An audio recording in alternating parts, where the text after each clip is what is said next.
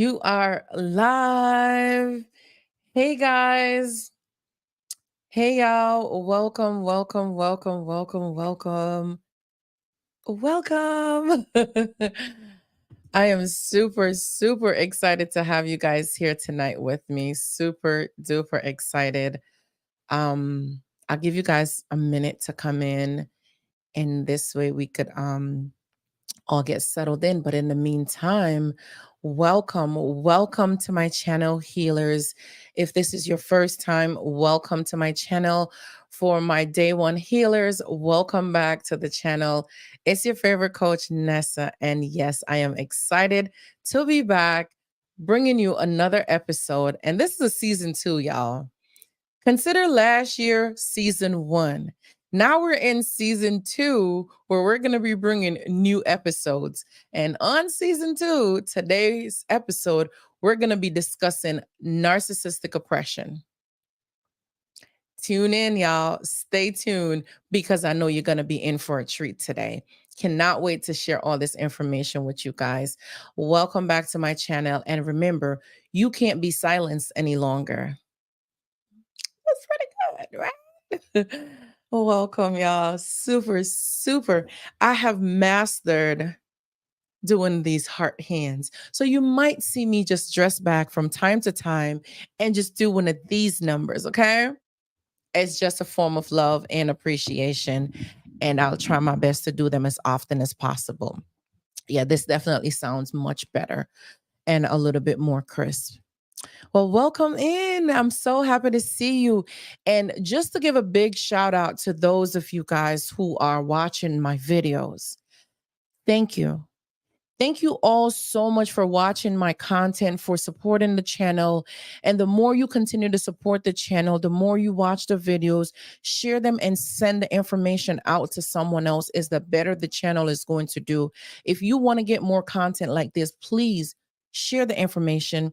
Those of you who are leaving comments, thank you guys so much. I try my very hardest to respond to your comments in a timely manner. But I do have things going on where I try to make sure I schedule time where I can sit down and do these comments and respond to them as best as I can. There's one particular comment in the comment section, and I know I'm going to do a quick video, maybe like about 2 or 3 minutes to answer this particular particular comment, pardon me. Because the way how the person wrote the comment, I knew they have not been a day one subscriber with me or even a day one supporter. So I don't want them to feel like they're left out or that they're not getting their questions answered because they clearly don't have a clue who I am and they don't know me. So I knew that was a judgment on their part or needed more clarity. So I'm definitely going to be making a video to answer that particular question and to get that person some more clarity and information. So please look for a video coming out for you.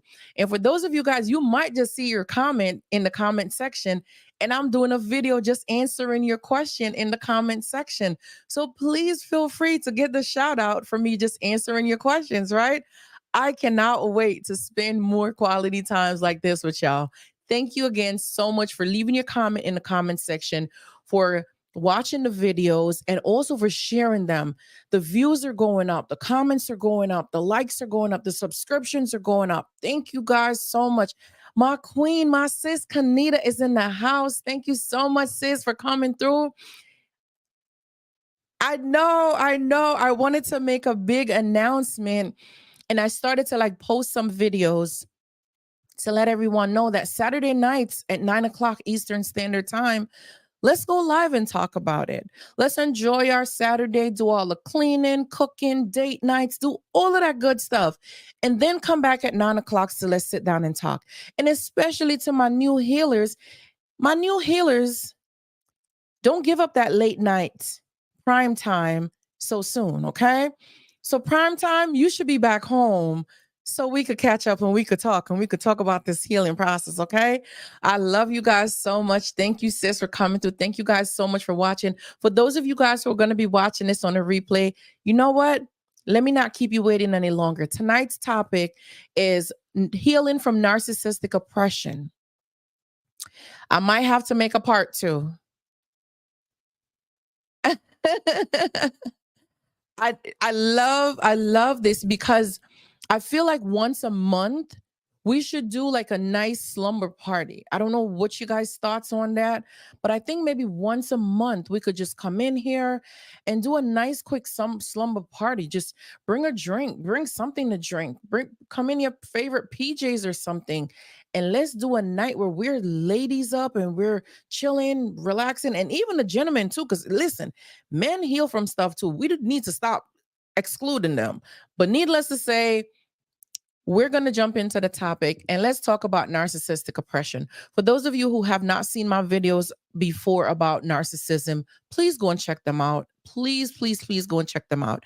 And I'm going to learn how to link a video this way that I'll make it easier for you to be able to see the video that I'm talking about so I can make a reference for you. It will make it much easier for you. Let me put this on silent really quickly. Yeah, let me put that on silent. Okay, perfect. Without further ado, again, welcome to my channel. Super, super excited to have you. Tonight we're talking about narcissistic oppression. If you don't know what narcissistic oppression is, well, we're about to find out. We're going to jump right into it right now.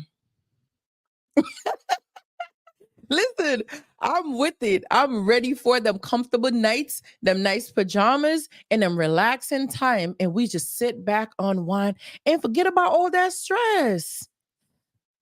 I want to share with y'all, but I'll leave it for a little bit at the end. Let me get the juicy information out first, and then I'll tell you guys about my day today. Y'all see this? This cute little comfortable look? I just came back from a date. Okay. Don't worry. I said I'll give you the information in a few minutes. Okay. I promise you I will. Let's just jump right into it. What is narcissistic oppression? So, narcissistic oppression, it's normally like a systematic control. It's that mistreatment. It was someone take advantage of you or mistreat you. And their ultimate goal for doing that is to gain control over you. They mistreat you, they take advantage of you. Thank you, sweetie. They take advantage of you because their ultimate goal is to control you, to take advantage of you. And most times you see these behaviors with a narcissistic person. So, someone who has you under narcissistic oppression normally demonstrate narcissistic traits. So those same type of behavior, that's what you're going to see. And most of the times it's with the narcissist that does these narcissistic oppression. So being in a relationship with the narcissist, you're already dealing with narcissistic oppression. What the outside world does not understand is that when you're with a narcissistic person, you don't think for yourself. Your wheels are not spinning and you're not thinking for yourself because the narcissist is in control of you. As a matter of fact, let me just jump right into, as I'm here saying this, let me, sorry about that, guys. Let me jump right into my other platform as well too. I totally forgot that I needed to stream there as well too. Let me do that right now. Without further ado, we're going to do that. Okay. Want to make sure we're delivering the same the same information. Favorites. I don't like that one. This is much better. These, ooh, no. Okay. Okay. That's good. And the topic, let me just update the topic here. I am so sorry, guys. I do apologize. Narcissistic oppression. Thank you guys so much for being patient with me. Go live. Okay. Let me just put this right here. Okay. And this should be perfectly fit right there. Let me see. I am so sorry, guys. Thank you so much for understanding. Okay. All right. I think we're doing just fine. Okay. Is it going out? Beautiful. Okay. All right. Beautiful. Again, my apologies for that. Let me fix back these lens. Um okay. Beautiful, beautiful, beautiful. Let's just jump right back into it, y'all. Let's just go ahead and jump right back into it. But narcissistic oppression, when you're in a relationship with a narcissistic person, you're already dealing with narcissistic oppression. Um, I need to turn that off. You're already dealing with narcissistic oppression because once you're in a relationship with them, and this is what people don't normally tell you, or the outside world, they don't understand this because the narcissist does not want you to think for yourself. They don't want you to be able to operate, to function for yourself because their whole goal is to control you. The whole mission, the entire time when they're love bombing you, when they're gaslighting you, the whole point of that is to control you. The person that's normally dealing with these things, they don't understand it. So the victim does not understand what narcissistic oppression is because it happens so subtle and it's so gentle normally when it's starting. They know how to take advantage of you. They know how to lure you in. They know how to prey on you and bring you into that situation. um, we're going to go in a little bit later in tonight's topic. We're going to talk about how to identify narcissistic suppression. So, after we really identify it and get a better understanding of what it is, we'll be able to go into more details on how to identify it and also how to go about healing from it. So, stick around because the information you're going to be getting it tonight. These behaviors, they stem from, like, how do I say it? So I could give you a perfect example. I know exactly how to say it. I'll give you an example really quickly of what it is and how easy it could happen. So in the beginning of a relationship, and this is a relationship that I had. In the beginning of that relationship, one thing that this partner did at the time was that he gave me a lump sum of money. This was in the first week of us meeting each other, being together. He gave me a lump sum of money. And he just put it in my hands. And I was just like, okay. So I guess that released anxiety from me to know if this person was a provider or if they were financially okay. Because I naturally was taking care of myself because, like you guys know, from my day one healers, you guys already know that I was a personal banker. That's how I started. And I became a bank manager for Chase Bank for about 12 years. So I was okay taking care of myself. So knowing that this person was also financially okay to take care of themselves, I felt like it was okay. And when they did that, that was a big gesture. But like I said, I didn't think anything of it. I just went along with it, did not think anything of it. When he gave me that, he gave me the responsibility of the finances. So it's like he's putting the financial trust in me by giving me the money. And then he will come to me and ask me for money to do things. For example, there was a car rental fee for about, this is in Jamaica, y'all. It was about $27,000. So he came back to me and asked me for some money, $27,000 to pay the car rental fee. And I did it. But what happened over the years now of us being in a long-term relationship and getting married was that things change over a period of time. But it was the same behavior and it was the same pattern, but it happened right in the beginning, in the very first week. It happened right away. And I got a lot of information that I could have used to help me later on had I gotten this information and knowledge that I have now. Was that when he gave me the money, it's to make me feel comfortable. That was him buying me in, but I was very young at the time. I was 23 at this time that I'm telling you about. And during our marriage, I would notice he would deposit his check into the account. And for example, if he deposited $500, he will go to the ATM and withdraw about 1,500. And this was the type of psychological abuse. This was the type of financial abuse that was taking place inside the relationship. These are some ways how you can see that this is narcissistic oppression because the whole point of it all is to control you. So when you think that you're in control of a situation, you're really not in control. The behaviors that they are doing and the way how they go about doing it is you feel comfortable. And here I am picking up the phone, calling this man to ask him, why are you at the ATM withdrawing all this money out of the bank account? And his response, the first time he would answer me, after multiple times of doing the same repeated behavior, he don't answer the phone call anymore when I would call him to find out what is going on with these type of behaviors. He would not answer the phone. These are some of the things that you're going to notice as a pattern, as a behavior for someone that's dealing with narcissistic oppression in a financial way. There's many other ways, but I just wanted to give you that one example so you can understand how they'll give you something and then take it back, but take back multiple more than what they even gave you to begin with. And that's just that little mental trick. It's just to trick your mind to make you think that they're actually contributing. Now, if you think about the financial expenses and the financial bills and things that are accumulating in or as a result of living and being in a relationship or a marriage, so to say, by you taking out that excessive amount of money out of the bank account and you didn't put half of that in it, what are you doing? But they have to feed their addiction.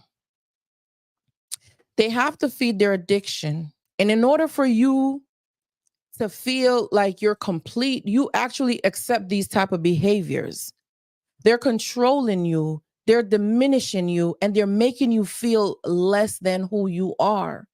But because you're in a marriage and you feel like you want to be so close to this person and you want to maintain your relationship with this person, you don't know how to step away. You don't know how to stand up and you don't know how to not do this. But you become so addicted to the toxicness. You become so addicted to the back and forth with the relationship that you stay there in these type of relationship for so long. They're mistreating you. They're treating you poorly. They're exhibiting narcissistic behavior and they're controlling you. That's their ultimate goal, is to control you. And you don't know how to get out of this thing. I'm grateful that you guys decided to tune into tonight's episode of what is narcissistic oppression, how to heal from narcissistic oppression, and how do you recognize these things so that you could prevent it going forward. So let's just jump right into it really quickly. I did take some notes here. So let's just jump into it really quickly. So the first part that I have here is how to identify narcissistic oppression. So in order to identify narcissistic oppression, you want to notice or recognize manipulative behaviors. These are subtle behaviors that it just happens overnight. It doesn't happen overnight. They tend to do this very, very subtle. And it's some controlling ways and some controlling behaviors that they do when they're being manipulative. So they'll play mind games with you. So it's like, oh, they're being deceptive, right? They're being sneaky and a trickster. And when you catch them in these lies and stuff like that, they're fluffing and they're telling you like, no, that's not what happened. No, that's you didn't see that. What you saw, you didn't see it. You didn't witness that. No, that's not what it is, right? Do you guys understand? Let me see. Drop a comment in the comment section because I know you guys are here with me. Drop a comment in the comment section. My sis, Alicia, just want to stop for a second and give you a big, big shout out. Good night, my sis. Good night. Welcome in. Thank you guys for tuning in. And guys, do not forget to hit the like button. If this is your first time on the channel, please go ahead and subscribe to the channel. And for those of you on TikTok, please do not hesitate to subscribe to my YouTube channel to join the conversation. We're here live. And if you're comfortable hanging out on YouTube, on TikTok, please, thank you so much for being there. And thank you for tapping the screen and supporting your girl. It's absolutely appreciated. We're also here on YouTube live. Welcome, welcome, welcome to the Heal in Your Silence family. Welcome, my healers, my day one healers, and my new healers. Welcome, welcome. We are one big happy family. And I cannot say thank you so much for the support. Yes, I wanted to let you guys know that on Saturday nights, that's what I'm going to start doing is when I'm putting out my content and my short videos, I'm going to let you guys know that Saturday nights, 9 o'clock, let's jump into healing. Let's sip and heal. Let's sip and heals. Ooh, let's sip and heals. What? Nighttime? Yeah, let's jump into it. Let's sip in heels. Let's heal and sip. Whatever you decide to do, hop on in. And we're just gonna have like a slumber party night. On some Saturdays, we'll have some slumber party nights. So listen, in pajamas and just hang out and sip in heels, y'all. We're healing and we're actually taking this on a level of wholeness. And we're taking accountability for these things and we're going within. That's what we're doing. We're not going to point the finger to anyone. We're not going to blame anyone for anything because we understand that it matters to us. It makes sense to feel whole within yourself. It makes sense to do these things, but I would be a hypocrite to say to you guys that it's not uncomfortable, that it's not hard, because it really is.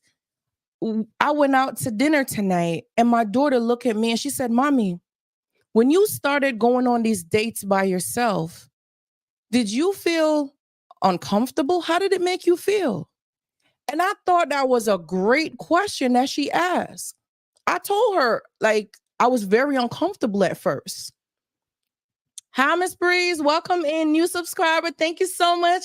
Welcome to the Healing Your Silence family. Welcome, Miss Healer. Welcome.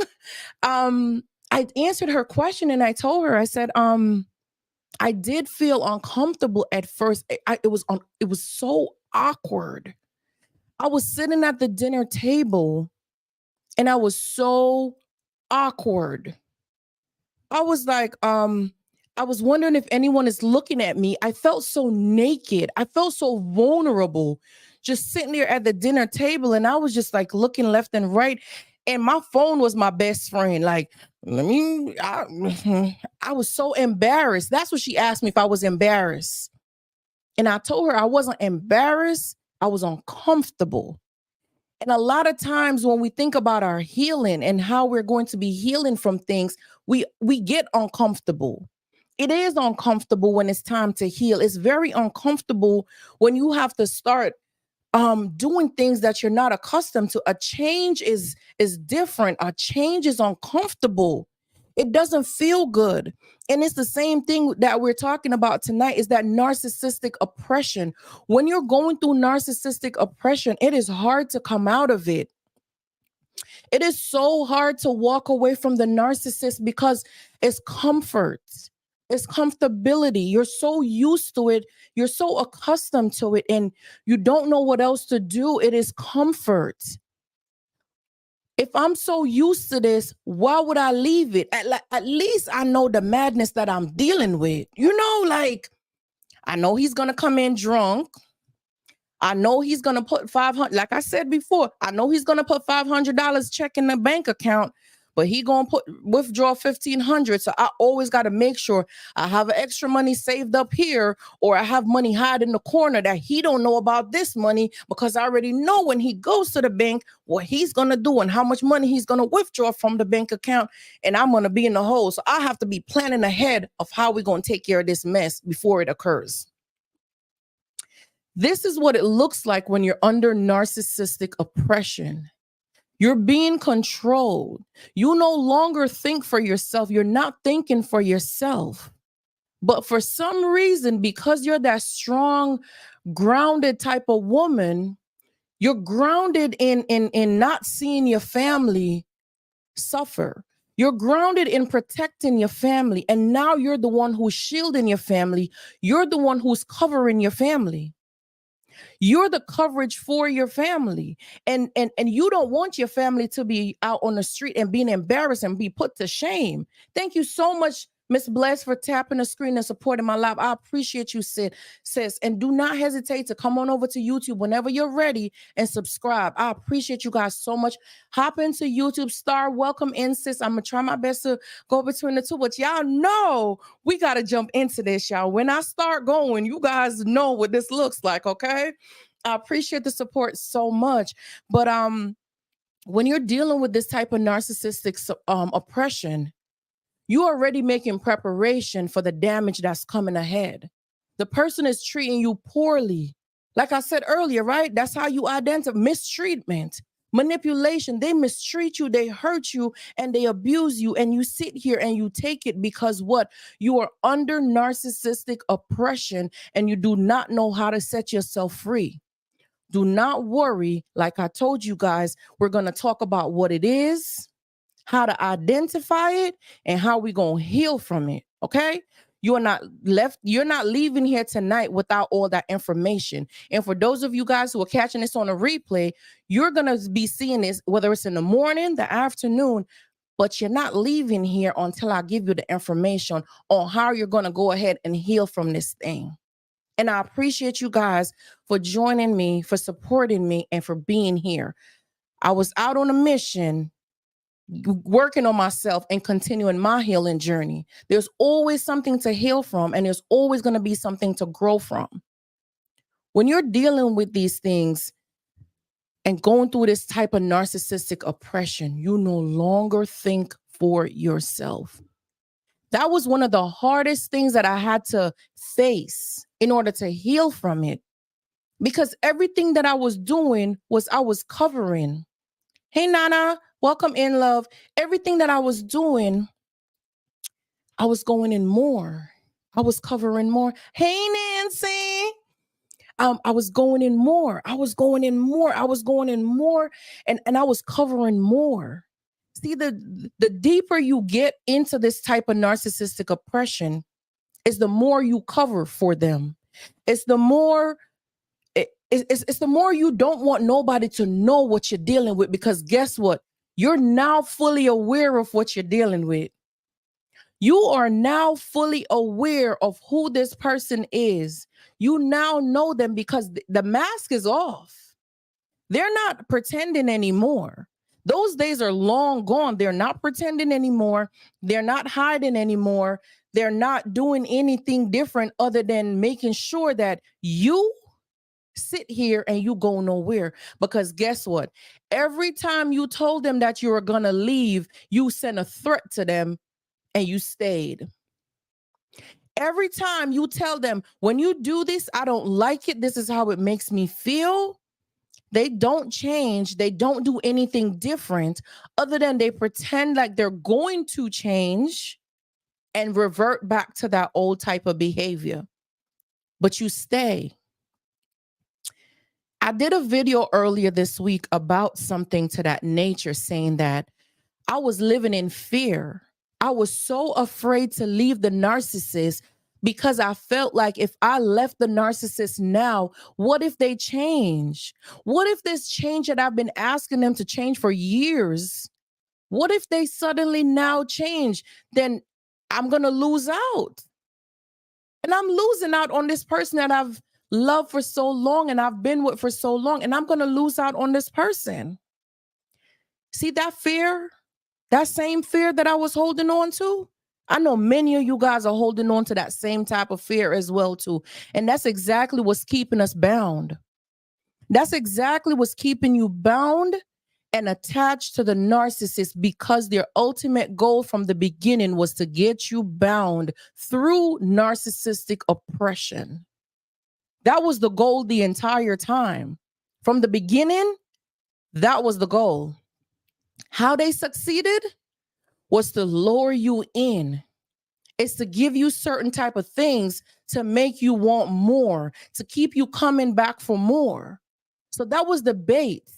And I told you guys about mine, how it started for me was through money, through finances. And I was no joke. I was no fool to money. I was moving millions of dollars and figures and moving money. I'm no joke to money. I'm not new to money. I'm not frightened to money. If you guys, like I said, know what you know and know some of the things that you've known about me and that I've shared, I'm no stranger to money. But what he did and how he did it was so smooth that I've noticed that's his style. The bills and everything will be racking up, and I'm the only one who's busting my brain how to figure this out. He's not doing that. I'm the one who's doing it. And I'm not calling him anything different, but here's what it is. He will try to make a quick little deal and give you something really quick and tell you that that's covering for the entire whole time. So it will be 3-6 months that nothing takes place. And the moment they do one thing, one time, now they're suddenly telling you that they did this and this is what they did. So forget about the fact of all the things that you've been doing and holding it down for months and years. It means absolutely nothing. And for those of you who do not understand what narcissistic oppression is or narcissism is, and you're in a healthy marriage or a healthy relationship, and one partner is supporting the other, and you guys are respecting each other and balancing each other, this conversation is not for you. So don't come for me, okay?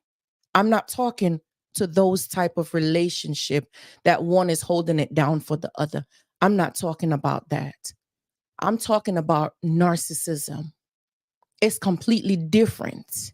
It's completely different when you're holding the weight and carrying everything and doing everything, and they do one thing and dismiss and discredit everything that you have done. This is how they control you. They trick your mind and manipulate you. So when you start to see these manipulative behaviors and these manipulative ways, pay attention to them. They do show up in many different ways in the beginning of a relationship.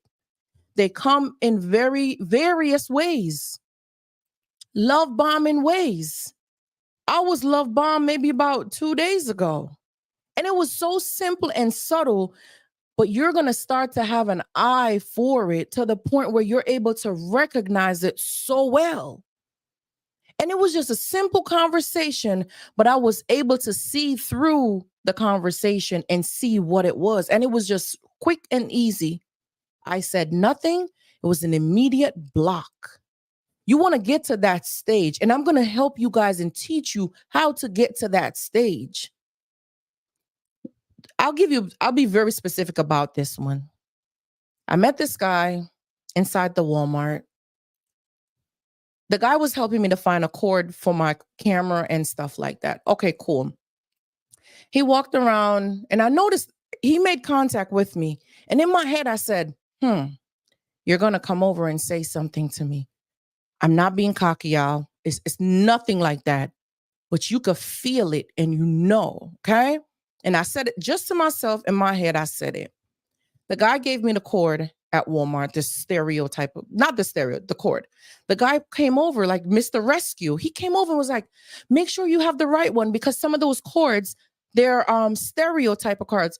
Welcome, Indy. Welcome, sis. Thank you guys so much for tapping, supporting, and being here. I appreciate y'all so much.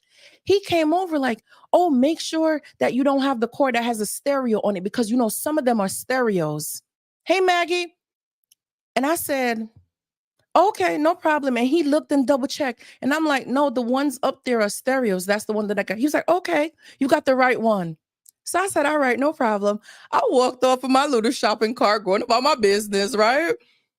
And then he came around the opposite direction. And it was just like, oh my goodness, you're so beautiful. Yeah. Let's talk about it. Don't you ever say that to me. Anyway, let's just jump back into it. So he was like, hey, oh my goodness, you're so beautiful.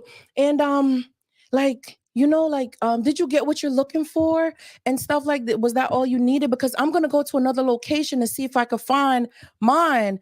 And I said, no, I'm good, thank you. And I'm just looking, and he was like, well, you know what? We should exchange numbers because I'm running and I have to go. So let's just exchange numbers. Put my contacts in so we could talk. And I said, okay. He put his number in. I dialed the phone. So he got my number and it rang on the phone. And he was like, go ahead and text me your name so I could know your name. He was like, what's your name? I said, Nessa. He was like, oh, well, I'm Jay. And I said, well, nice to meet you, Jay. Went about my business. That day, he did not text, nothing, didn't follow up with anything that particular day. Now, yesterday, around 12 o'clock in the afternoon yesterday, he sent a text. Hey, it's your new friend, Jay. You know, I didn't know if you got through with what you needed because I went to this location and I had to go to 3 locations. On the 4th one, I found mine. So, I just wasn't sure. How did you get through with everything? I waited about 2 hours and then I replied back and I said, hey, I'm doing well. No, I didn't say I'm doing well. I said, hey, the cord that I got, it didn't work for what I wanted it for, but I got it at Office Depot, but it's not going to work for what I need it for. He replied back and said, awesome. Send me a picture or two with your name. Send me a picture or two and also send me your name. Hey, Nabila, welcome, sis. Send me a picture and send me your name or stuff like that. And then he took a picture of the store location where he is. This is where I'm located. This is the store where I'm going to. I'm at this location. Did y'all peep that? Did y'all peep that? Because this is how they do it. This is exactly how it starts, y'all. Like I said earlier, I gave y'all the example with the money with the man that I was married to. That's how that one started. And this guy here, what he's doing is setting the tone. And that's what I'm hoping. If you guys saw anything or peeped anything, please drop a comment in the comment section. How do you guys feel about somebody meeting you for the first time and asking you to send them a picture? Please let me know. Drop a comment somewhere. Leave a comment. Let me know. For you guys on YouTube, drop a comment in the comment section and tell me, Kanita, I'm with you. I don't like it. Send me a picture. Me too. I'm with you. Girl, I don't like it either. I don't like it. You don't bother. Right. What kind of a picture? See, he sent me a nice headshot picture. Beautiful smile. Nice picture of himself. 2 pictures, right? He sent me of himself. Nice headshot in the car. Nice picture. Nothing. Look, the man look handsome too, okay? Okay. So I see Kanita says she's on, she hates getting pictures. Mag says, I don't bother 100%, right? And I see Alicia says it makes her uncomfortable. Eventually, Kanita, it does become sexual. You're right. Eventually, it does become sexual. And Carolina says it's a major turnoff. Exactly. Why don't you go gentle? And I see here, Miss Bless says she don't send pictures. And Star says she's comfortable with headshots. Listen, I'm with you guys. We're all in agreement with this. I agree completely. But here what happened. And this is where I'm hoping that you guys, I don't know if you guys, we're agreeing this is a red flag already, but I don't know, because I want us to be so equipped on red flags or identifying certain behaviors. And for me, it was just the way how he did it.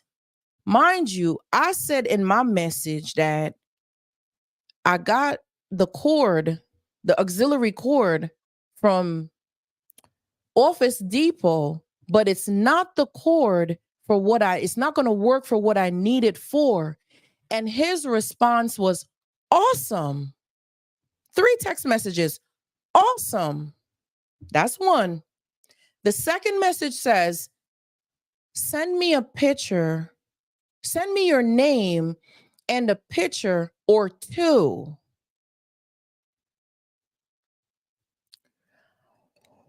Okay. So awesome. And this is where I'm saying, guys, pay attention. If you're choosing, even if this was supposed to go somewhere, he's not listening. Yeah. He's not listening. He did not hear anything I said to him. He totally dismissed that because he's on a mission and he has he has a goal. He has a mission. He did not hear anything I said. And he asked me for a picture or 2. So he's putting out his request. He's sending his request, demanding, letting me know. So you see what he's doing, y'all. He's setting the tone for what this is going to be.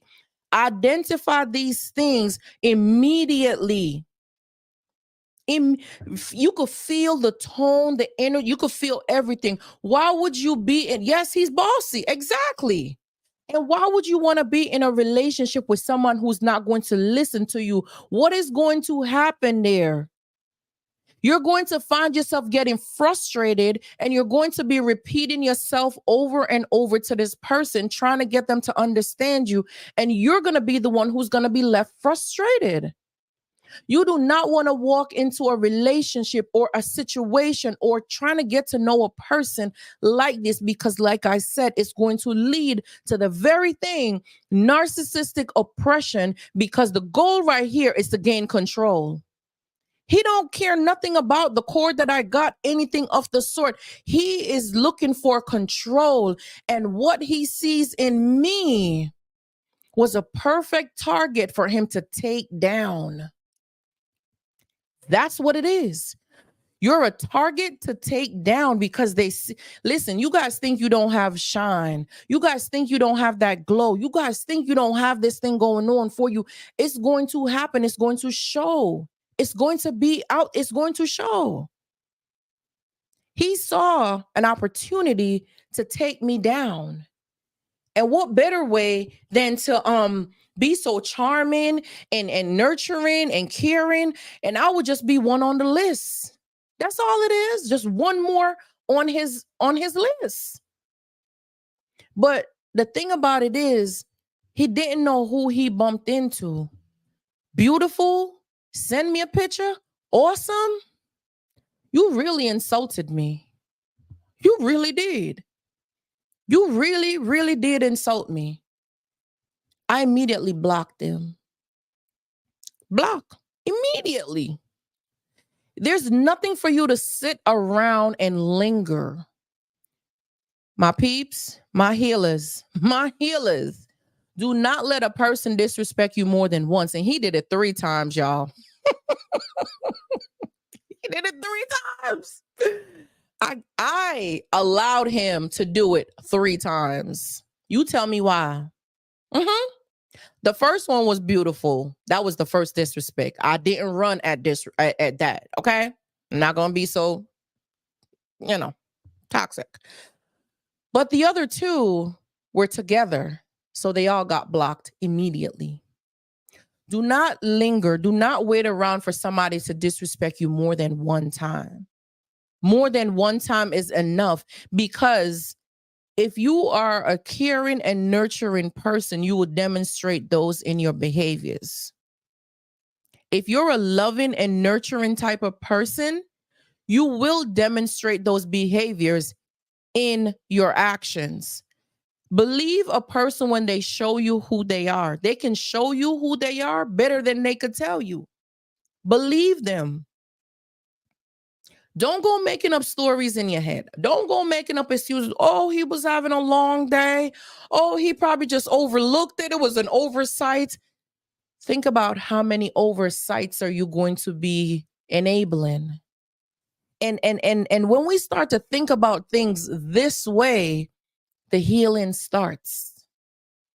The healing starts because we realize that all the signs of what was happening with the narcissistic relationship, we gave permission to do it.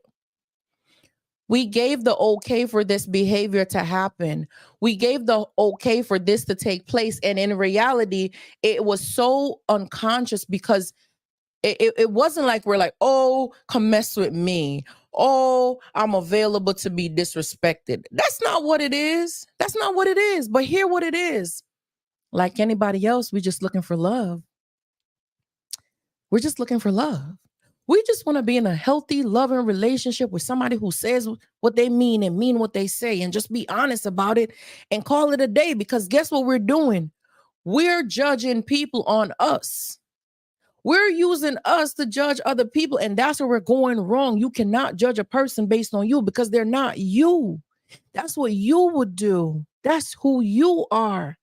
And there's nothing wrong with being who you are, because it's okay to be a good, sweet, generous person. And it's okay for you to think that, oh, they didn't mean to do it. Think about you. What are some of the things that you didn't mean to do? Did they just accidentally happen? Or are they repeatedly happening? They're repeating themselves over a period of time. Is that what's happening? Because when you start to think about these things, you'll pay attention that they're intentionally doing this. You have spoken numerous a time about the same thing over and over. But guess what happened? You don't realize that you're being manipulated. That's manipulation at its finest. That's manipulation at its finest, and it's so subtle. They're so calm about it. They're so gentle about it. And you find yourself apologizing to them more than anything else.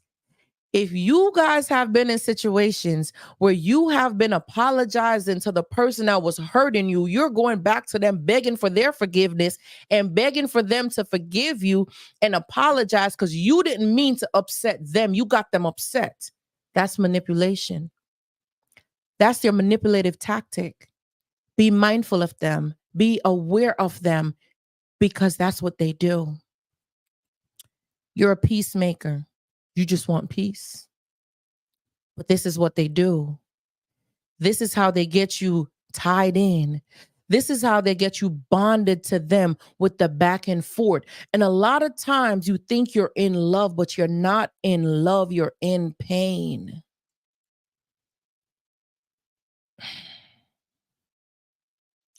I'm sorry. I knew that was a lot. We know what this is like, okay? Fam, we know what we do here. Ain't no band-aids on, okay? We know what we do here. You're not in love, you're in pain.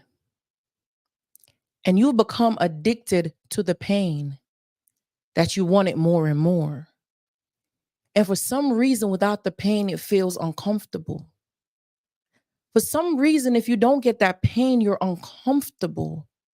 It's like you always need someone's company. You don't know how to enjoy your own company and be in your own space because it's uncomfortable.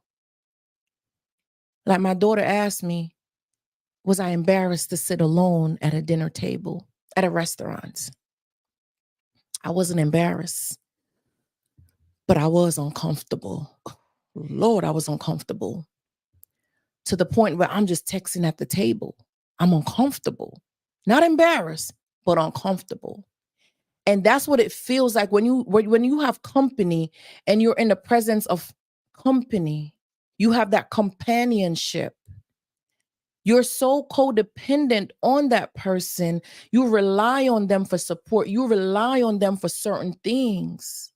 So to the point, even in a relationship, you become so accustomed to the narcissist, even the abuse, even the mistreatment becomes so familiar and it's comfortable. It's a familiar spirit. It's a familiar experience. You know it like clockwork. It's Friday, this was going to happen on Friday. It's Saturday, it's this. Whatever day it is, you know what's going to happen. So you adjust yourself accordingly to make sure that you do not upset this person because you're under that type of oppression. And that's what you're dealing with. Let me hop into the comment section really quickly, and then I'll go into the next topic. Hold on. I see here Alicia says, Nessa, I was apologizing, not knowing that I was being manipulated and controlled. Thank you, sis. Thank you so much for your vulnerability. Thank you for sharing that comment with us because we're in a community where we need to know that we're not alone. We want to be able to speak and get answers and get help because we're so ashamed that we don't seek the right help that we need. We're so ashamed and so embarrassed that we don't go out seeking the help. I was so embarrassed. I was afraid to start. I was afraid to talk. I was afraid to get it out because I was so concerned about hurting this person or embarrassing him. I don't have his picture up anywhere. I never call his name. Ain't nothing about him that I've ever said that would let you know that, oh, I know this person. Let me look at him somewhere. No. But guess what, though? I would be doing myself an injustice if I didn't help other people like myself who have been through this. I was married for 13 years dealing with this. I could say I know a thing or two. And God had to sit me down and heal me himself. So the things that he brought me through, the things that he showed me and taught me, I'm just trying to help you guys do the same thing too, and to trust him that he will do the same thing for you. I don't mind being a voice of reason. I don't mind pointing you in the right direction. I don't mind doing that. I'm not embarrassed for what I went through. I'm not embarrassed that I loved someone that did not love me back. I'm not embarrassed. I love them more than they love me because I didn't know how to love myself. But I had to learn. I had to be uncomfortable to the point now where I go out on dates by myself and my phone is down and I'm in the moment. I'm present in the moment, enjoying this meal and comfortably doing it by myself. I do it so much to the point where I go on solo trips by myself. I went on a solo trip last year to Europe and I did it by myself. And these are some of the things where when we start to heal and allow God to do the work and come in and to start to fill our hearts, because there's a hole in there, there's a void, there's an emptiness, there's a brokenness, there's a void that's there. And many of us go shopping to deal with it. Many of us, we go buy luxurious things. We spend so much money on vanity. We try to buy people's love. We try to buy people attention. We spend so much money on doing things. We cover for this. You know, there's something more that got to get done. I got to go buy this more. I got to go do that. And you just keep shopping. And by the time you know, you have shares in Amazon. You have shares in FedEx. You have shares in UPS, but you're not collecting that check though. You're not collecting the check, but you have shares in these companies because they're coming to your house so often that people might think that that's your company. You running that business over there. And all of this is just suppressing the pain. This is a comfort. This is your comfort to suppress the pain. But I promise you guys, it's so uncomfortable when you start to rip the Band-Aid off and you start to go within and you start to do the work. It's uncomfortable, but it gets better. Being on the other side of this narcissistic oppression, it gets so much better on the other side that I can't wait for you guys to taste it. Just take a taste and see. Just try it and see what it feels like. Sometimes you want to leave a situation and you're right there to leave it. But you're like, no, I can't go. I got to stay. That's what narcissistic oppression will do to you. You know it's not good for you. You know you're not supposed to be there. You know you want to leave. You're trying to leave, but you can't leave. You've gotten every opportunity to leave, but you make excuses why you cannot leave, why you have to stay. And it's because of all that pain that you've endured. The narcissist, what they do is every time they do something, it's always small. It starts very small and very subtle. And once you forgive them and you accept that small disrespect, it gets bigger and bigger. And they keep pushing against your boundaries. And that's why your tolerance level, it becomes so high. So you have a high tolerance level for pain. It might not be physical pain, but emotional pain, you're saying to yourself, there's nothing that I can't do. I could do this. I could endure this. I could get through this. And you're pushing through this pain because your tolerance level for the pain is growing so much deeper, so much stronger.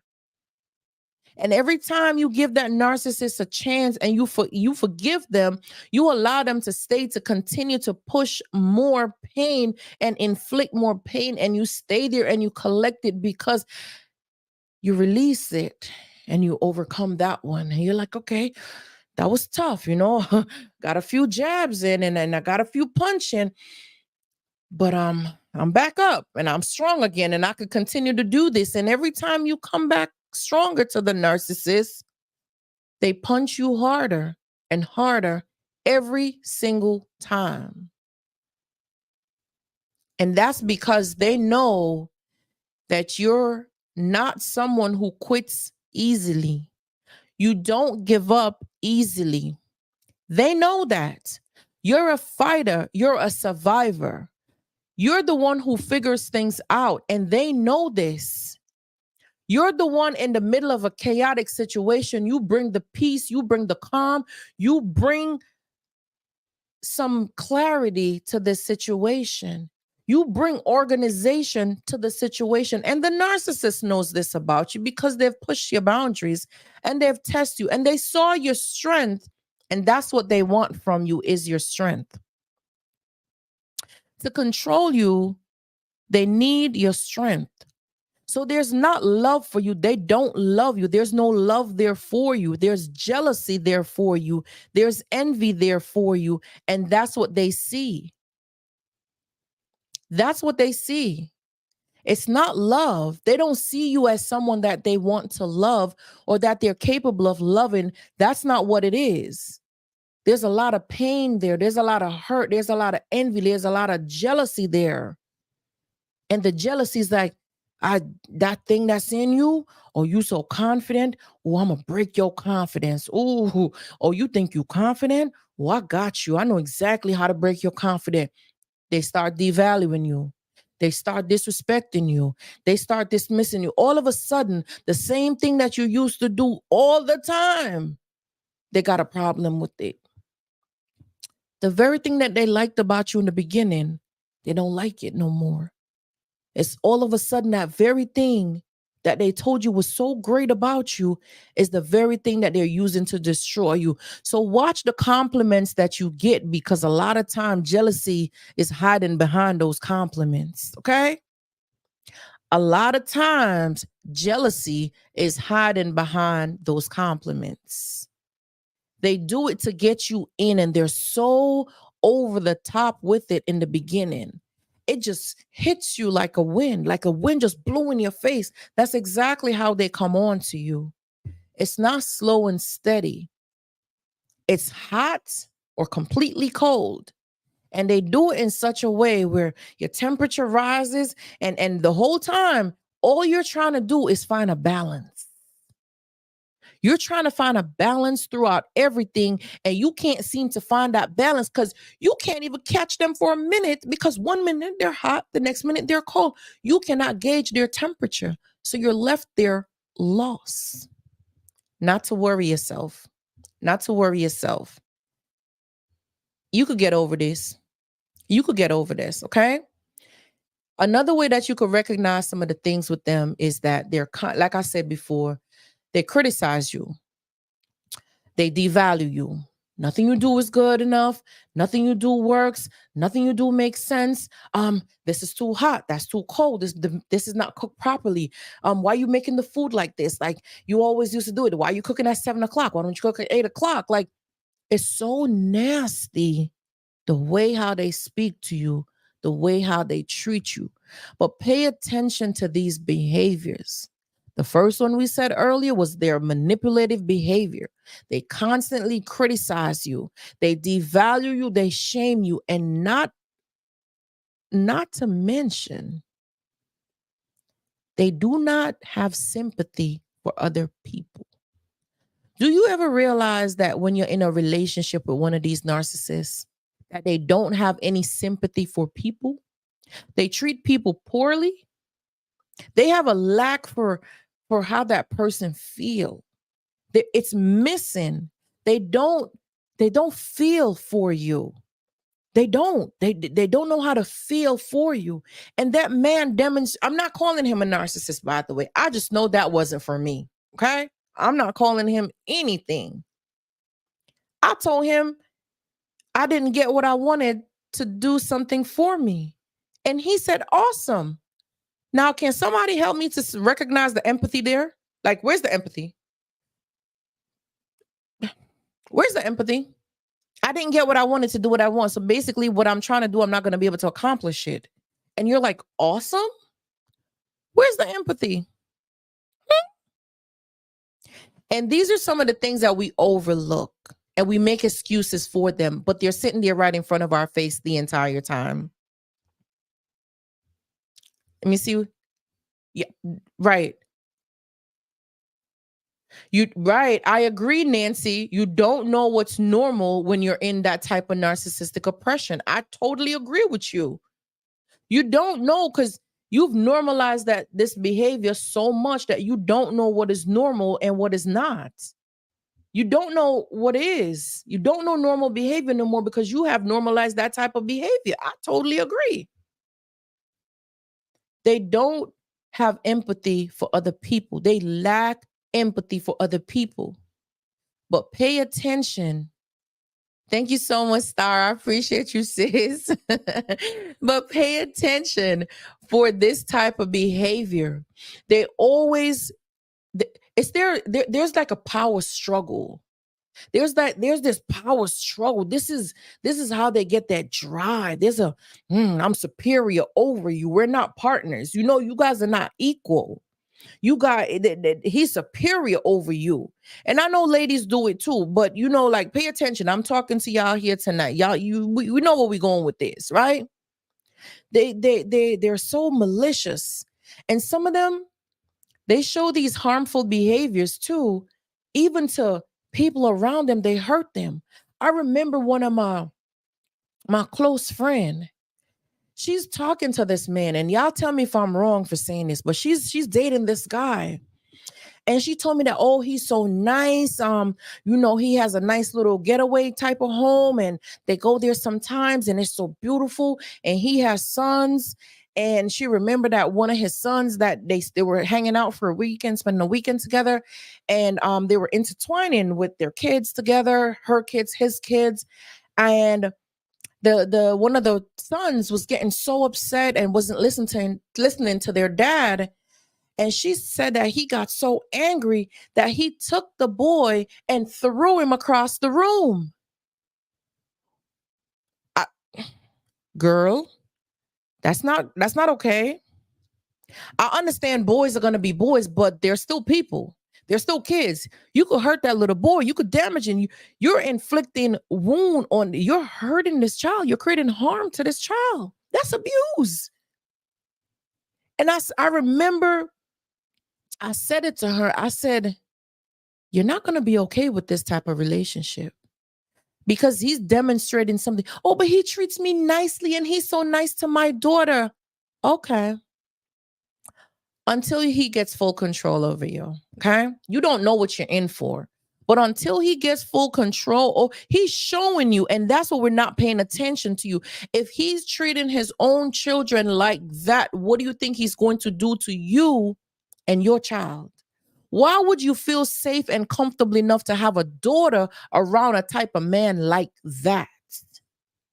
You have a daughter that's looking up to you for guidance, but this is what happens when we don't heal.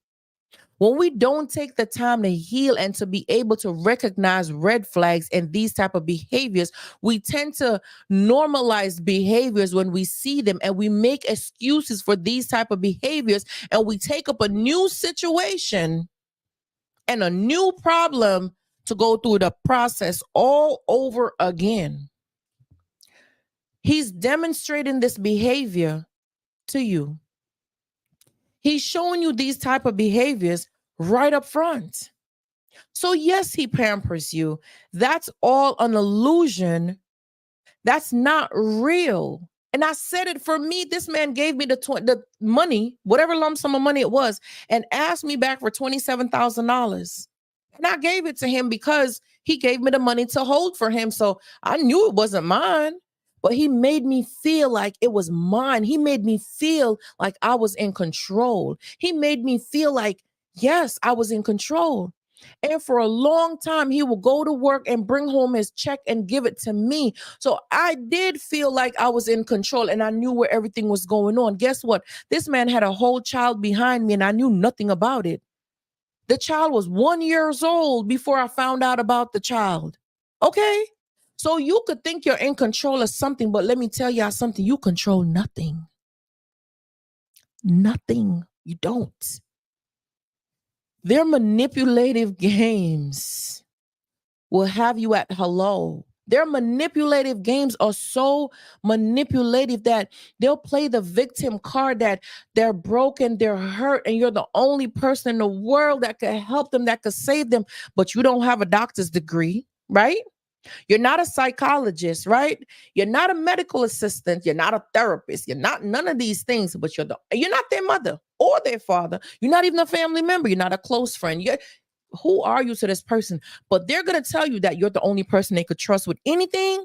You're the only person that they could rely on. These are manipulative ways, and we need to wake up. We got to wake up and smell this thing. We got to smell it, because if we don't heal from past pain, if we don't heal from past trauma and past hurt, I'm telling y'all, when the new game come from a different body, we gonna fall for it. We gonna fall for it. So be mindful of those games and those tricks and those manipulative ways that we're actually accepting, because we don't know what we're walking into. We didn't take the time to heal from something.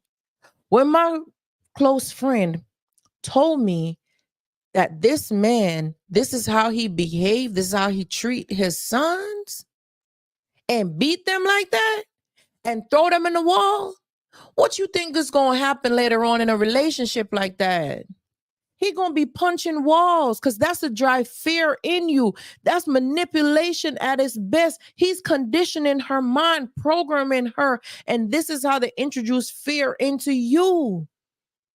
Because when you see that behavior, you start to fear, like, oh, okay, I don't want to piss him off, because boy, if that, woo, I'm not going to piss him off. And you start to condition yourself. You start to program yourself, and you start to tell yourself that you do not want to piss this man off. You don't even want to express yourself or have an opinion or have anything to say, because you're going to upset this man. And you do not want to do that because you don't want to get him upset, because you see what he does to his own son when he's upset. So you're thinking like, I know he's not going to put his hands on me, because I know he wouldn't. It comes in small bite-sized pieces, baby. It comes in playfulness at first. It comes very subtle. He's even showing you how he does it. He demonstrated on his kids for you to see. Because if he's trying to get with you, which I mean, for me, I'm like, oh, I even said it to her. Yeah, you could say I'm selfish. You could say I'm an evil person. You could say anything you want about me. But my response to her was like, oh my goodness, I'm so happy that he did that. I kid you not. I told her I was so happy that he did that. Only because I do this for a living. I coach clients for a living. I teach for a living. You get me? So I'm able to see that he's telling you ahead of time. So he already is telling you who he is. He's showing you who he is. Don't think it's something else. Don't take it for anything else. It's good that he's showing you who he is. But I knew she didn't understand what I meant when I said, I'm actually happy he did that. Yeah. They need to show you who they are. And when they do, believe them. When they do, believe them. He showed her right up front exactly who he is. And I don't think she really understood or she believed, because she got hooked into the lavish of things. Why would you allow yourself to be in an environment like that? Why would you allow yourself to stay around something like that and okay it? And her daughter said to her that, I don't like how he treats his son, but he's really nice to me though. Listen, we got smaller ones coming up. We got to do better, y'all. We got to do better. We have to do better, because she's been exposed to this type of behavior as a little girl. We got to do better. We got to be mindful of the things that we're doing and what we're exposing our children to and how we're programming them and having them become conditioned because we're conditioned. We got to take care of ourselves so we could take care of them. For those of you who have children, be mindful. Be mindful of the things that you're exposing them to. You could be hurting them more than you're helping them. Let me see what Kanita said. Let me read your comment, Kanita. Narcs were the worst we ever had, but say that again. The narcissistic experience that we had was one of the worst experience ever. But the lesson behind it, if you got anything from that narcissistic relationship, I'm hoping that you took the lesson out of it because there was so much to be learned. And it was like strengthening you and like grooming you and molding you and maturing you. It's a level of maturity that comes with it because they took your innocence. Think about how much you're investing in this person. You're giving them your youth. You're giving them your youth, your prime years, You're giving them this prime years. When you're young and tender and at your best, at your prime, I'm not putting a price on you, but when your price is high, you're at your best, you're in your youth. And this is the time where the narcissist is treating you like this. They're taking away everything from you and now leave you to go out into society and to figure it out. And they know what they're doing. You hear these manipulative things that they tell you, ain't nobody gonna want you. Oh, wait. I think I got the voice for that. Hold on. No, not that one. Hold on. Ain't nobody gonna want you. Wait. Why can't I find this thing? Lord. Was it that one? No. Okay, I'm messing up. Because I know I have the bass voice. It's like a man voice that's on here. But I don't know where to find it. Okay, I need to stop playing with this. Oh. I think I found it, y'all. Sorry. I think I found it. So I could do it now. Sorry, I was pressing the wrong thing, okay? Ain't no man gonna want you. Nobody wants you. You got kids. Nobody wanna be with nobody who got no kids. Don't believe that lie. Don't believe that foolishness. I wish they would. You are gorgeous, you are amazing, and you could do this, okay? Kanita, don't be making fun of me, girl, sis. I was trying to figure it out, okay? All these buttons here, okay? I was trying to figure it out. Sounding like a demon that they are. That's exactly who they are, okay? That's exactly who they are, okay? And that's what they sound like, and that's what they do when they start to tell you these things, talking about ain't nobody want you. You a lie. You a whole lie. Don't believe it. So they nobody then, because they're trying to tell you that they're a nobody, because they wanted you so bad. You were so hot to them, but suddenly you not. Really?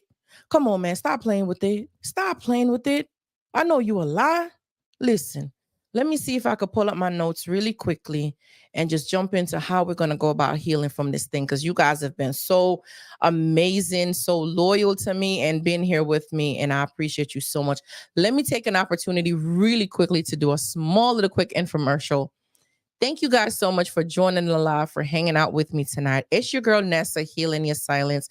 And of course, on this channel, getting tongue-tied, you can't be silenced any longer, okay? This is your opportunity to speak your piece, to heal from things that have left you bound and traumatized for a long time.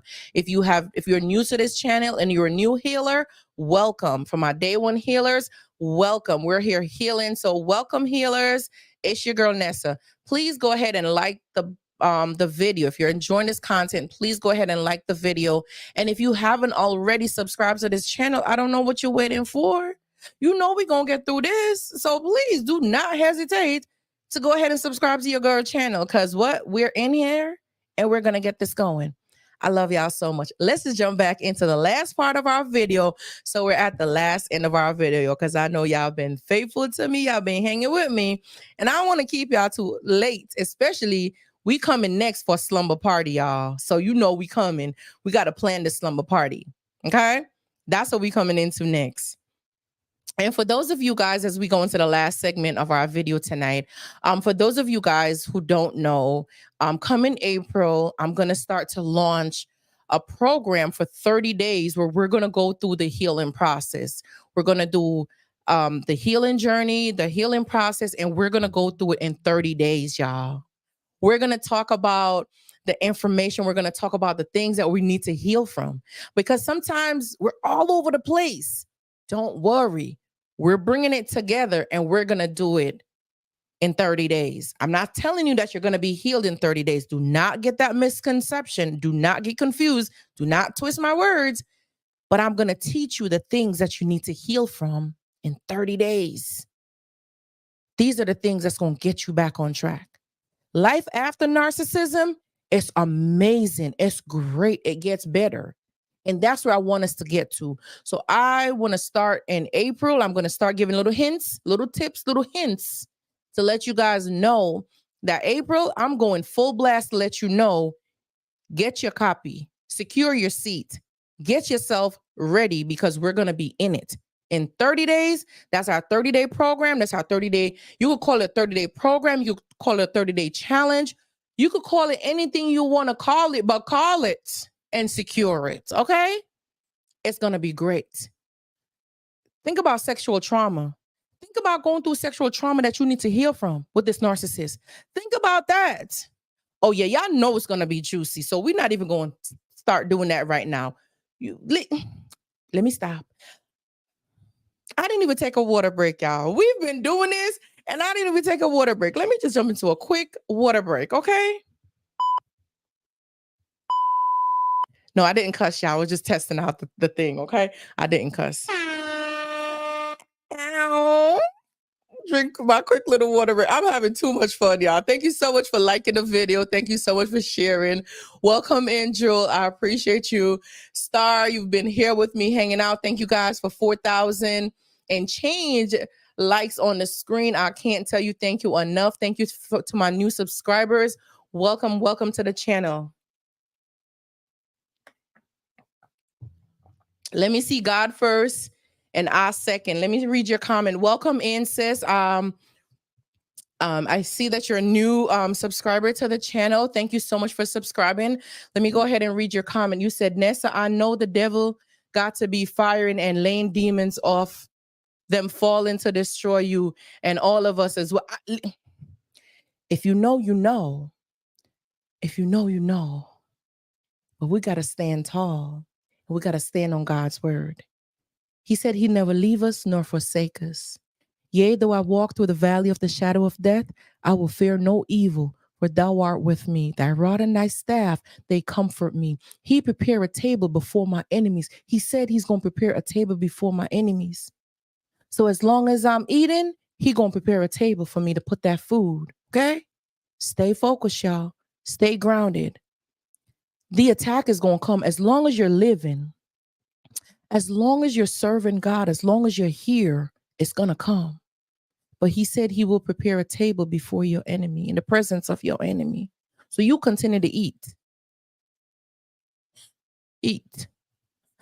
Anyway, y'all, let's just jump back into this video. Y'all, y'all seem like you've been having an amazing time tonight. You guys seem like you've been loving it.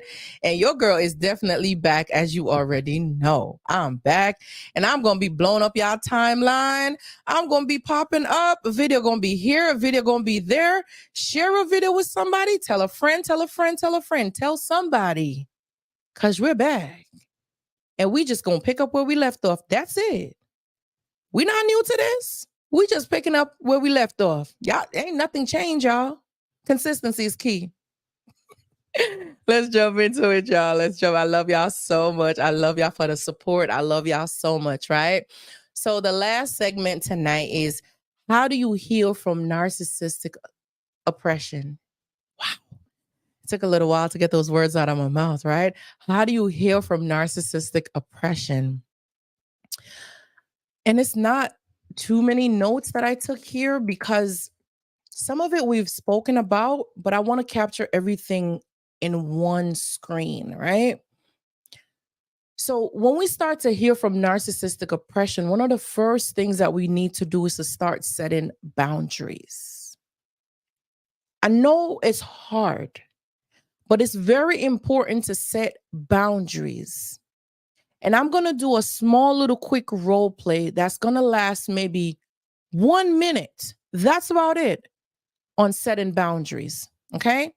If you guys are with me, you could type in an 8 to let me know that you're with me. If you want me to give the one quick example, say go ahead, give me a yes, give me a high five, give me something in the comment section to let me know that you want me to give you a quick example on setting boundaries. I'll give you guys a second while I just sip to let me know if you want me to go ahead. If not, I'll just skim right through everything else and we'll just wrap this up rather quickly.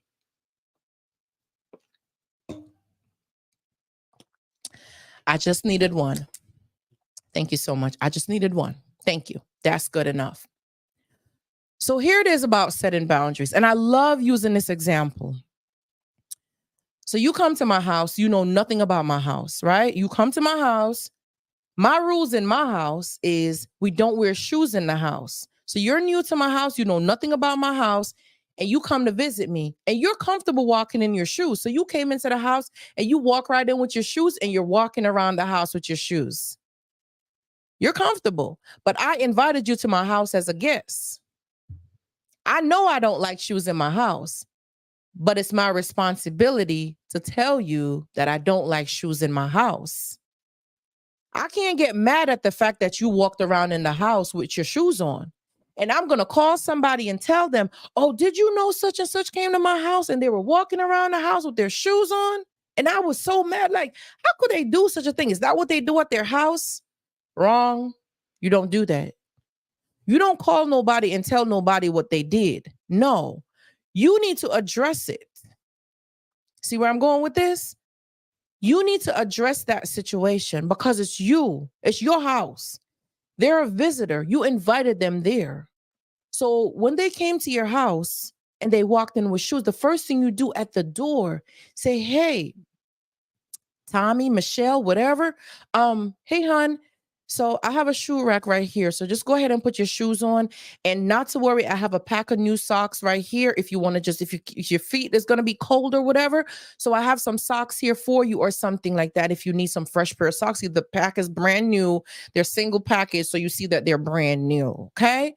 Because I understand that you might want to keep your feet warm if you don't already have on socks, but I don't wear shoes in the house. So that's it. That's it. That's setting a boundary in your house. That's setting a boundary to let somebody know, hey, no. Because guess what? You cannot assume that someone knows your boundaries. That's wrong of you. And I'm going to tell you that is wrong. There's no way you could assume that someone knows the rules of your house when they've never been to your house before. But you have a responsibility to let them know this is the rules here. This is what I like to get done. See, at that point, now you've done what you're supposed to do.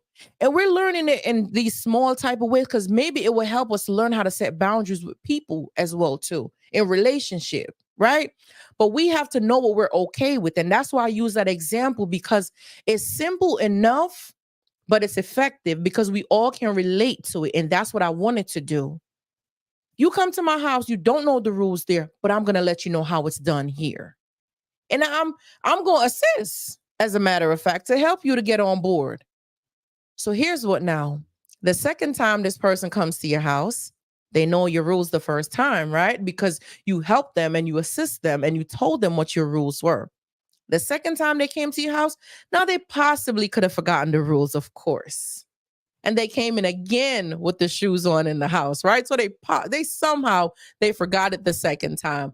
What would you do the second time around that someone, after you told them your rules the first time about wearing shoes in your house, they come back the second time and you're doing it. What would you do the second time around that they come to your house and they do the same thing? What would you do? A, would you tell them to leave? B, would you reinforce your rules? C, would you do nothing?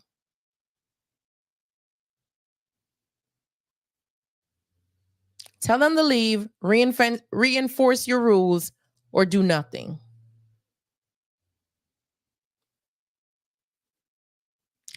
Nice. Reinforce your rules.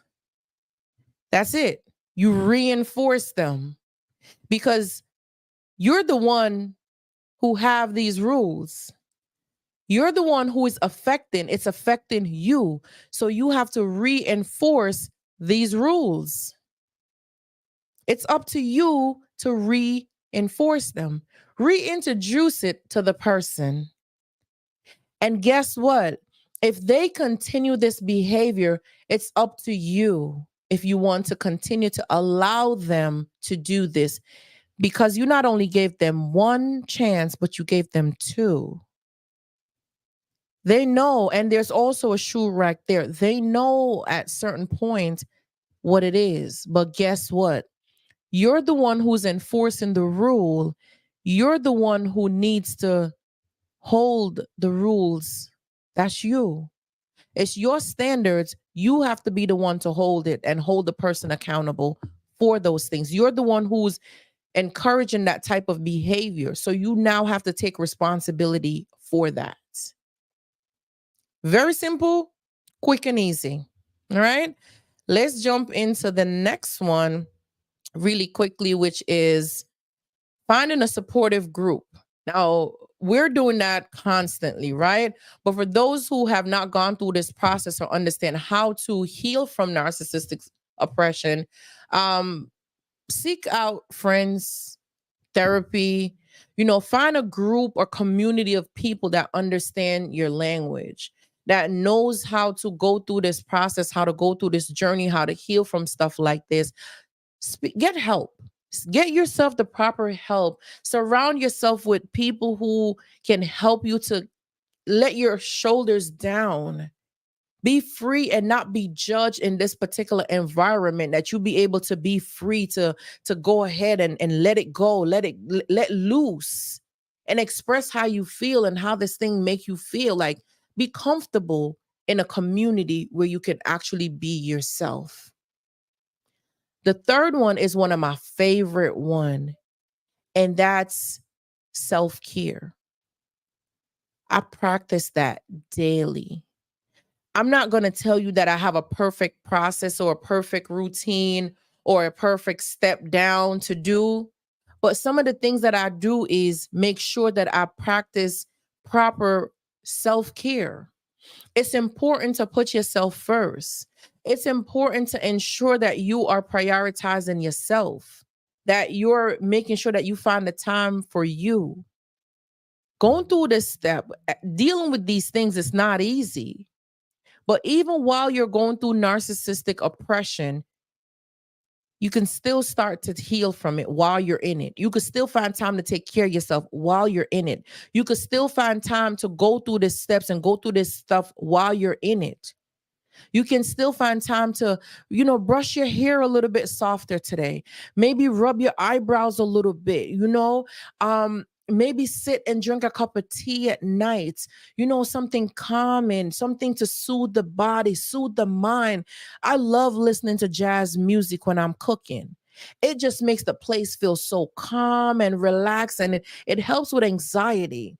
So if some of you guys are suffering from anxiety or going through that, maybe put on some jazz music on the TV from time to time. I love doing that when I'm cleaning. I love doing that when I'm in the kitchen cooking. And just, it makes me feel so gentle. It makes me feel so soft, so gentle. And that's what I do. And I'm just sharing some of these tips with you because they sound so simple and minute, but they're so effective and it gets the job done. Yes, it is so soothing. It could put you to bed, it could let you relax, but it gives you a sense of calm. But a lot of other healing needs to get done prior. You get me? But this is one of the things that we gotta see, that this is something that's affecting us big time.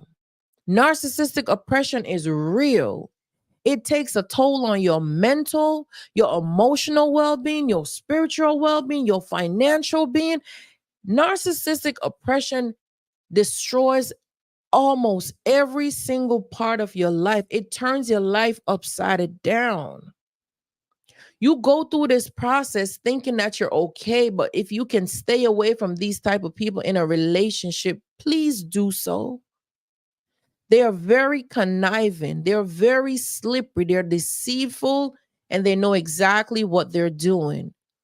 We just get caught in the crossfire at times because we're seeking love. But when you start to do these things, you'll learn how to love yourself first. And you'll realize that the way how you treat yourself, you will not allow anyone else to treat you less than. That's why we're going through these small, simple steps. And it might be just adding a little jazz music to your day. As simple as that. And that's a simple task, but try it. Maybe tune out the TV for a little while. Maybe tune out some background noise for a little while and turn on a little jazz music and tune out everyone and everything and see how when you start to focus on yourself and your mind starts to wonder how the jazz music calms you down. And it somehow it has a way of keeping me focused. I'm not distracted. I'm more into the mood, into the zone. I want to go deeper. I want to go deeper into what I'm doing. So even marinating the meat, seasoning the meat, I take my time and I'm just gentle and I'm adding this amount and that amount and I'm pretty gentle during this process. This is going to help you ladies, my queens, my ladies, my babies. This is going to help you to heal, my healers. This is going to help you to become feminine all over again. This is going to help you to become soft. It's going to soften you up. But you're not no pushover because, listen, we're never going to go there. We're not going to go there. Okay. But it's going to help you to tap into your femininity, to that soft, gentle side of you. Like you're going to be able to remember who you once were before you became so masculine and aggressive. And was just cat and mouse fighting for your whole life. Like you're gonna remember that part of you that you've been disconnected from for so long. We're gonna do it, y'all. We're gonna do it. Let me see what else I have on this notes.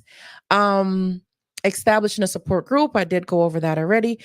And okay, this one is also amazing, y'all. Practicing self-compassion. Now, I know we're so hard on ourselves. I know we are so hard on ourselves, beating ourselves up. Oh, why did I go through this? Why would I, like, why did I allow such a type of man to do this to me? Why, like, I feel ashamed. I feel so, the S word. I don't want to say it because I don't believe it. You get me? But you beating up yourself that you took this, you did this to yourself, and you can't even imagine that you allow this to happen to you. Have some compassion on yourself. Give yourself some grace. You deserve it. You've been so hard on yourself for so long. You deserve grace. Take it. You don't have to get up at 5 a.m. when the alarm goes off. It's Sunday in a few, right? Tomorrow morning. It's Sunday. You can sleep in a little if you want to. It's okay. Oh, the narcissist gonna wonder. Oh, you're not working today. Why are you sleeping in? Oh, what you doing over there? Oh, you sick that you're not going to work? Or what you doing? What you doing? Why are you in bed so late? Oh, why are you not up already? Just take a moment for yourself, please. I beg you, take a moment for yourself. If something should happen to you, the narcissist is going to walk right over you and replace you. It's like a job. On to the next. Because there's no love there. When you're in a true loving type of relationship, those type of relationship, they don't even want to, they don't want to be with nobody else. They're like, nah, I'm alone for the rest of my life. Nope. The other half of me went in up. Nope. But with the narcissist, you were never in a loving relationship. There was never love there. It's a transaction. This was more of a transactional situation type of ship. And that's just what you've been dealing with. So take a moment for yourself. Don't rush if you don't have to. Take your time. Where are you rushing to? Have you stopped to pray? Have you stopped to take a moment to smell the roses? Have you stopped to actually stir the glass of wine to really see it moving around and just breathe it in before you take a sip? Have you done these little simple things? Take your time. Yes, Miss Bless, take your time. Be gentle with yourself. Have some compassion for yourself. You deserve it. You are worthy of it. Be gentle with yourself. That's how you're going to heal, because guess what? A lot of things after the narcissist leaves you in a fight or flight mode. Okay. It also leaves you with a lot of anxiety. It leaves you with a lot of trust issues. And these are some of the things in the program that's coming ahead that we need to heal from these things. We got to heal from these things because we got to learn how to get back into society and learn how to trust again, learn how to be again. But it starts with us. And that's why I'm doing this legwork ahead of time, because we have to go and start doing some of these little things. And these are some of the things that are very beneficial, and it's going to help you. You'll be surprised to know that these simple tips that I'm leaving you with is going to work. They're going to help you. Be gentle with yourself. Take your time. Take it easy. It's not going anywhere. If it's for you, it's for you. I never understood what that meant until God showed me. Listen, He handpicked my next place for me, my next home, my home. God handpicked it for me, and I did not know that He did it until He revealed to me that it was Him. If you know, you know. I'm not making this up. I would never dare come on here and tell you guys a lie. Never dare do that.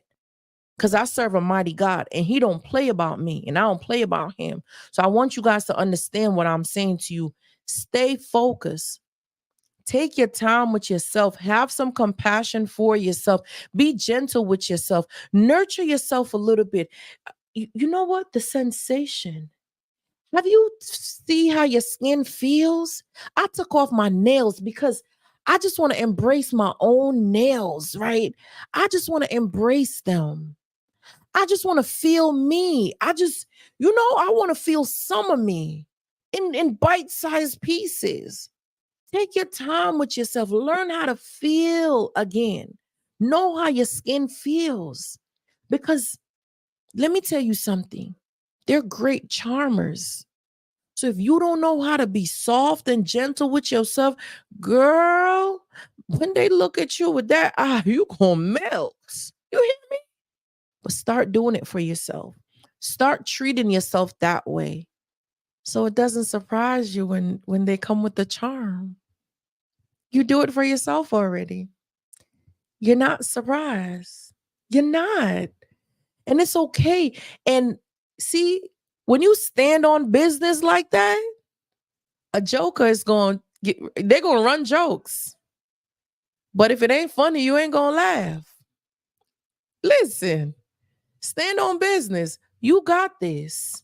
I know you do. I believe in you more than anything else you could possibly think about, because I know you got this. I'm not worried about it. All natural. Listen, whatever works best for you. Hey, Brown Eyes, welcome in, sis. I appreciate you for joining. We're at the tail end, wrapping up, and then I could just have some I guess Heal After Dark. Heal After Dark over on TikTok, right? Thank you for the gifts so much. Thank you guys for the gifts. I appreciate you guys a million. If you haven't already, please subscribe to my YouTube channel. We are live on YouTube every Saturday night at 9 p.m. We talk about what life looks like after experiencing narcissistic abuse. We go through the healing process. We talk about things that we need to heal from and what this life looks like. Sometimes it's luxurious. Sometimes we're doing sessions like this where we're talking, and sometimes we're doing a night, a party night, a slumber party, a sipping heels. Okay? Sometimes we're sipping in heels. And let me be a little extra. Okay, we're sipping in heels. Okay, we're sipping in heels. So heel and sip. I'm too much, y'all. I'm just my own little comedy. Okay, I'm just my own little comedy. But listen, I can't tell you guys thank you enough. I appreciate you so much. Okay. I appreciate you so much. And I would love for you to gain an understanding of what you went through. See, if you don't have the proper information, you will not understand what you just experienced. You would think it's just a regular old bad relationship gone bad. Gain understanding, gain clarity. That's the last part of the information that I want to leave you with, because there's some crucial steps into the healing journey, and there's some crucial process that we need to go through to get you right back on track for healing. You're doing an amazing job already because you're actually here. You're listening. And the more we continue to talk and teach about this repetition, you're going to get it. And you're going to get out of this thing, and you're going to recover from it, and you're going to be on the other side, and you're going to give your testimony, because you're going to realize that you're doing good and you were just being hard on yourself. Be gentle with yourself. Have some compassion for yourself. Give yourself grace and laugh a little. Like, what? Like, laugh a little. I laugh at myself so much. I crack my own silly jokes, and I just do it because it's worth it for me. When I was under that narcissistic oppression, I have two children, y'all. Two beautiful young girls. Oh my God, my babies. When I think about them, I have two babies. And because I was under narcissistic oppression, guess what? My girls were also under narcissistic oppression. It doesn't stop with you. You got to think about how what you're going through and what your experience is affecting the people around you too. My babies were being affected. And I shared this on chatting with Chelly's live a few weeks ago, maybe about a week or two ago. I shared it on her live about seeing my oldest daughter. She's going to be 12 this year, y'all. And I was so accustomed to seeing her looking stern and just uptight, like serious, almost like she's carrying the weight of the world on her shoulders. But I would just always say, oh, that's just her. She's just poised and proper. But she was like really seriously proper. Okay. Now I'm a little bit proper, but I ain't that proper. Okay. I like to laugh a little and crack a little joke. Nope. She was uptight. Like, that's what I thought. She was uptight. But after this year, 24, we're in the second month, but in the first month of 24, and I told you God picked our new home for us. She was just laughing, laughing, and she's in her element, and she's doing that. And I was just like, girl, can you stop?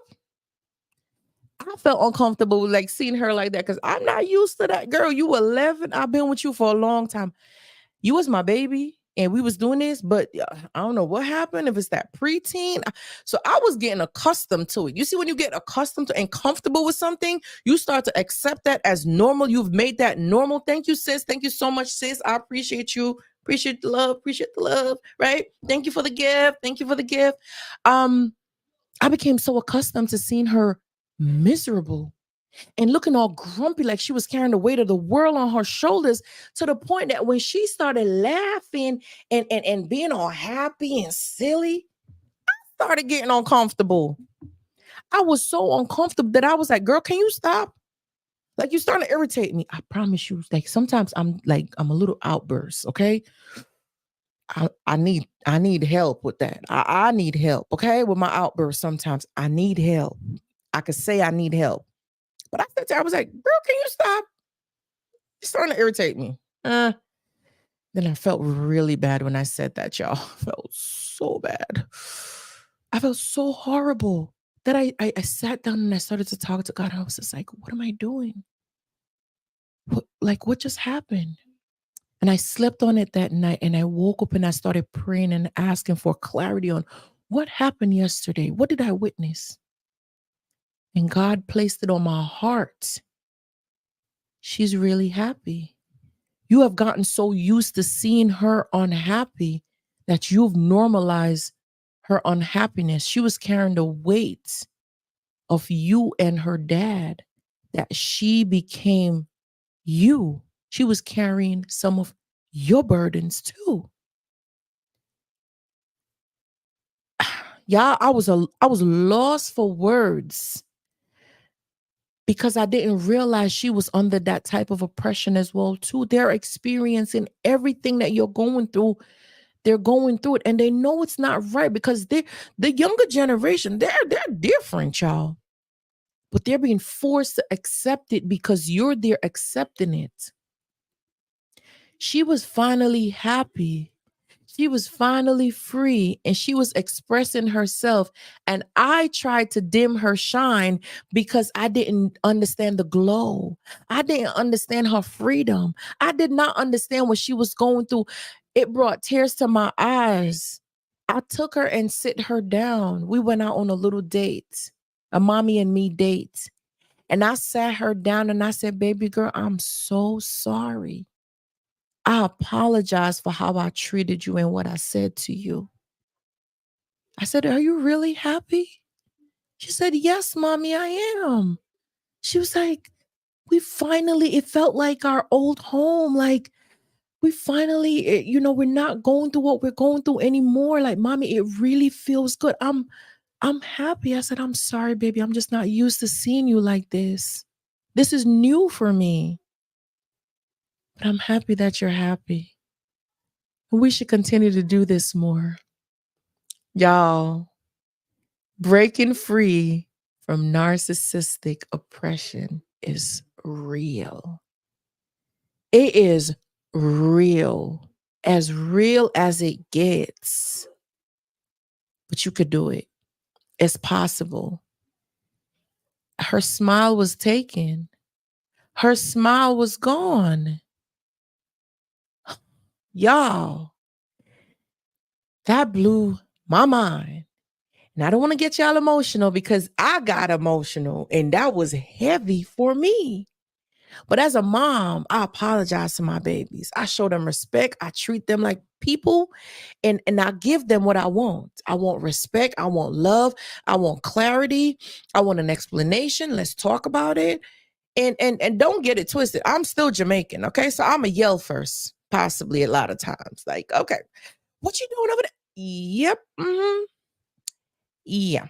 So, confession. Anyway, I appreciate y'all so much. I just, it's okay from my family to yours. We're healers. We're healing together. We're going through this together. I went through the healing process together with my children. So I definitely want to help some of you guys that have children. So this is a place where it's not just for one person. We're a family. We're a community. We're here. And I appreciate you. A-Town, welcome in, A-Town Chains Gang. Listen, welcome in. I appreciate you so much. Thank y'all so much for joining me tonight. This definitely was an official live tonight. I know I did a warm, fuzzy intro last week, Saturday night, to kind of test things out to see how it's going. But this is going to be my schedule from now on. I might be adding another night, but let me get consistent with the Saturday nights first and let me get into the groove of things so we could really get this going. We could really get this going. I want to get you guys feedback. For those of you healers who are watching this at a later time, please leave me your comment. Let me know what I did well. Let me know something that I could work on and do better. Let me know. Like, I'm open to critique. I'm open to hearing your feedback and let me know if this information work for you. Take this week and make a plan, because that's also something that I want to start posting in my videos. I tried it out. I did a video on my page that says get ready with me. That was the first one that I did. And you guys could really, if guys could do me a favor, check it out. Watch that video. Give me your feedback on it, because I want to see if I could start doing some more of those things to really show you some of the things that worked for me, some of the things that I've been doing to help with the healing process and the healing journey. And I'm just kind of reliving some of the things that I've done, and to really show you guys and bring you guys into my world behind the scenes, come behind the scenes, that it's not just sitting right here in this space, but I want to bring you guys behind the scenes, maybe take you on the road with me from time to time. I want to put that together and help you guys to create a plan for the week ahead. So if we could start setting that tone for the week ahead to plan what we're going to do and execute it. So the plan that I would love for you guys to do this week is be gentle with yourself this week. Take yourself out on one date. Even if you sit in your car, I please come back and tell me about it next week. I want to know. I want to do a recap in the beginning next week at 9 o'clock.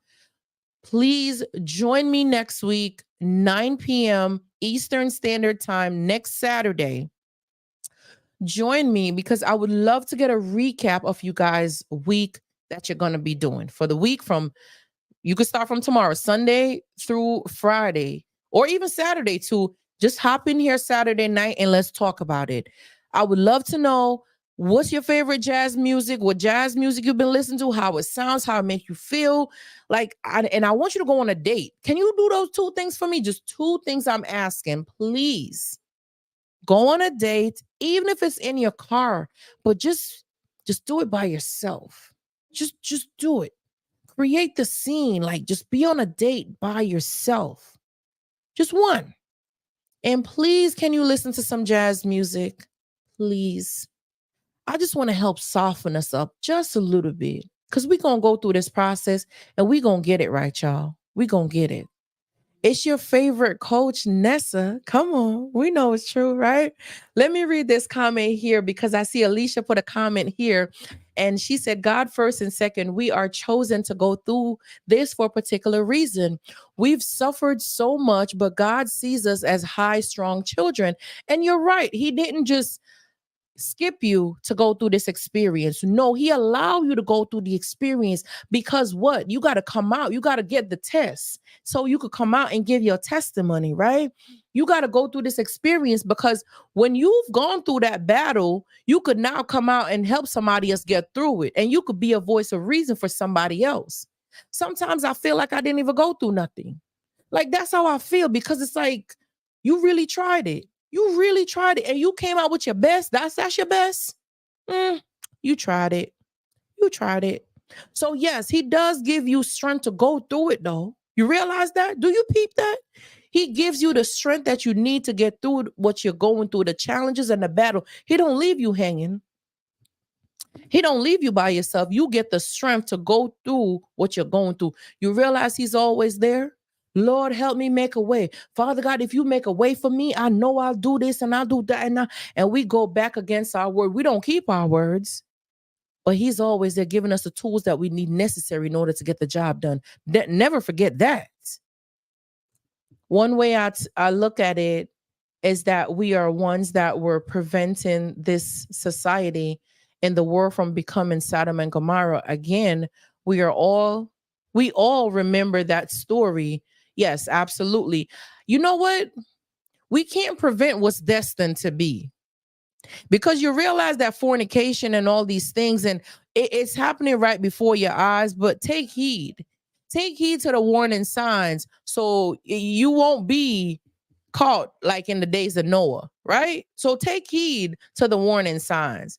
And that's where I'm going to leave it on tonight. Listen, again, y'all, thank you so much for hanging out with me tonight. It's your girl, Nessa, healing your silence. We will not be silenced any longer. You cannot be silenced any longer. We're here to get out of this thing. We're here to heal from narcissistic oppression. We will not be succumb to this thing. We will not be subjected to the thing. We will not be bound to the thing any longer. And we will not be in covenant with the thing. So we're going to break the covenant. We're going to break this oppression. We're going to break this thing, and we're going to get through it properly, but we're going to take our time going through the healing journey. Hey, Bonnie. Oh, my goodness. Welcome in, my love. You caught us at the tail end just when we're wrapping it up. But don't worry. You still have an opportunity to hit the like button, and you could watch this on a replay, my love. I appreciate you so much for coming through tonight. And to my TikTok family, y'all, I love y'all so much. Please do not hesitate to come on over, subscribe to the channel. The more, the better. The bigger the party, because y'all going to want to come through to our sip and heal. We're going to do a slumber party called Sip and Heal. Okay. I love y'all so, so much. Y'all, I think I perfected this heart hand thing. Ow. I think I perfected it. Mwah, mwah. I love y'all so much. All right, y'all. It's your girl Nessa. Good night, y'all. Love y'all so much. I pray that God will protect you, will bless you, to cover you, to grant you all your heart desires. I pray that He will break that chain of backwardness. I pray that He will cover you and allow you peace through your experience. I pray that He will give you the eyes to open your spiritual lens so you will see what the enemy does not want you to see. Allow you to be able to fulfill your heart's desire. May you guys be blessed. Go to and forth your destination. In Jesus' name I pray. Amen, y'all. Love y'all so much. Good night, y'all.